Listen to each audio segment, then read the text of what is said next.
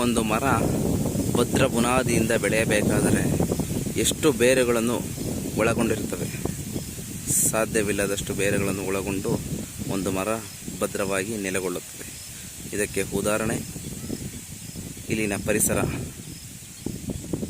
ಮಾಲಿನ್ಯ ಎಂದರೆ ಎಲ್ಲ ಜನಗಳು ತಮ್ಮ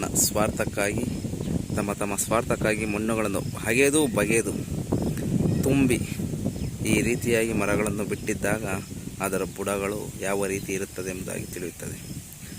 ಇದು ಅಕ್ಷಮ್ಯ ಅಪರಾಧ ಈ ಥರ ಮಾಡುವುದು.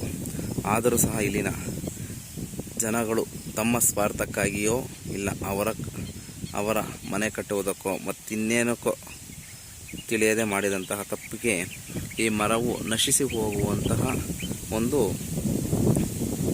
ಸಂದರ್ಭದಲ್ಲಿ ನಾವು ಕಾಣುತ್ತೇವೆ. 100 ವರ್ಷ ಬಾಳುವಂತಹ ಮರ ಈಗ 25 ವರ್ಷ ಬಾಳುವುದು ಕಷ್ಟವಾಗಿರುತ್ತದೆ. ರೀತಿಯಲ್ಲಿ ಮನುಷ್ಯನು ತನ್ನ ಸ್ವಾರ್ಥಕ್ಕಾಗಿ ಯಾವ ರೀತಿಯಲ್ಲಿ ತುಂಬಿದ ಮಣ್ಣಿಗೆ ಬೇರುಗಳಿಗೂ ಸಹ ಮಣ್ಣಿಲ್ಲದ ರೀತಿಯಲ್ಲಿ ತುಂಬಿಕೊಂಡಿರುವಂತಹ ಸುಸಂದರ್ಭವಿದೆ. ಮುಂದಿನ ಪೀಳಿಗೆಯ ಮಕ್ಕಳಿಗೆ ನಾವು ಕೊಡುವಂತಹ ಬಹುಮಾನ ಇದಾಗಿದೆ. ದಯವಿಟ್ಟು ಈ ರೀತಿ ಮರಗಳನ್ನು ಹೀನಾಯವಾಗಿ ಕೊಲ್ಲಬೇಡಿ. ಅವಕ್ಕೂ ಜೀವವಿದೆ. ಅದರ ಜೀವದಿಂದ ನಾವು ಉಸಿರನ್ನು ಆಡುತ್ತೇವೆ. ದಯವಿಟ್ಟು ನಮ್ಮ ಉಸಿರಾಟಕ್ಕಾದರೂ ಮರಗಳನ್ನು ಬೆಳೆಸಿ.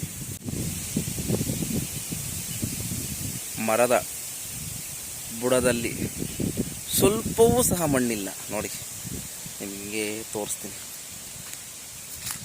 ನೋಡಿ, ಇದು ಮರದ ಬೇರುಗಳು.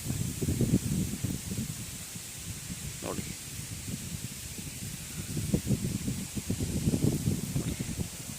ಈ ಮರದ ದುರವಸ್ಥೆ ನೋಡಿ. ಪ್ರತಿಯೊಬ್ಬರೂ ನೋಡಬೇಕಾದಂತಹ ವಿಷಯಗಳಿವೆ. ತಮ್ಮ ಮಕ್ಕಳಿಗೆ ಜಾಗೃತಿಯನ್ನು ಮೂಡಿಸುವಂತಹ ವಿಷಯಗಳಿವೆ. ಮರವಿಲ್ಲವಾದರೆ ನಮಗೆ ಗಾಳಿಯಾದರೂ ಎಲ್ಲಿ? ನೋಡಿ,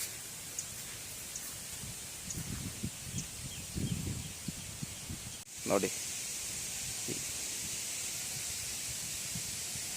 ಮರಗಳಿಗೆ ಹಿಂಸೆ ಕೊಡುವುದು ಮಹಾಪರಾಧ.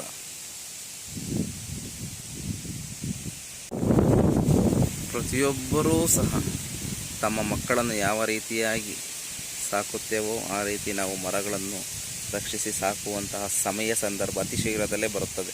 ಇದು ರಾಜಗಾಲುವೆಯನ್ನು ಮರೆತು ಆ ರಾಜಗಾಲುವೆಯನ್ನು ತೋಡಿ ಯಾವ ರೀತಿ ಮಣ್ಣುಗಳನ್ನು ತುಂಬಿ ಅವರವರ ಸ್ವಾರ್ಥಕ್ಕೆ ಅನುಗುಣವಾಗಿ ಬಳಸಿಕೊಂಡಿದ್ದಾರೆ. ನೋಡಿ, ಪ್ರಕೃತಿಯನ್ನು ನಾವು ಕಾಪಾಡ್ಕೋಬೇಕು.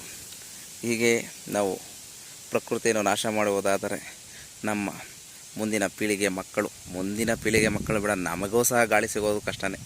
ನೋಡಿ, ಮುಂದಿನ ಪೀಳಿಗೆಗೆ ಹೋಗೋದೇ ಬೇಡ, ಈ ಪೀಳಿಗೆಯಲ್ಲೇ ನಾವು ಅನುಭವಿಸ್ಬಿಡ್ತೀವಿ.